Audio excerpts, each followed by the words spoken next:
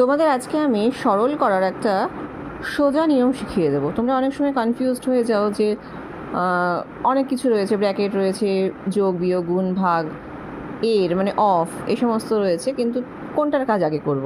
আমাকে আমার অনেক স্টুডেন্টরা প্রশ্ন করে, ম্যাম কোনটার কাজ আগে করব, মানে কোনটা আগে করব, কোনটা দিয়ে শুরু করব। তার একটা সোজা নিয়ম আছে, সেটা হচ্ছে BODMAS, BODMAS, B for bracket, O for of, D for division, M for multiplication, A for addition, S for subtraction। অর্থাৎ আমরা সব থেকে শুরুতে ব্র্যাকেটের কাজ করব, তারপরে অফ বা এর, বাংলায় এর বলে আর ইংলিশে অফ, এটা, দেন ডিভিশন ভাগ, তারপরে মাল্টিপ্লিকেশন মানে গুণ, তারপরে যোগ মানে অ্যাডিশন, আর একদম সব শেষে সাবট্রাকশন মানে বিয়োগের কাজ করব।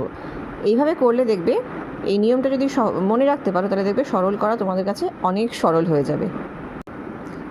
আমার ভিডিও ভালো লেগে থাকলে আমার এই ভিডিওটা একটা লাইক দেবে, আর আমার চ্যানেলটাকে প্লিজ সাবস্ক্রাইব করে দিও।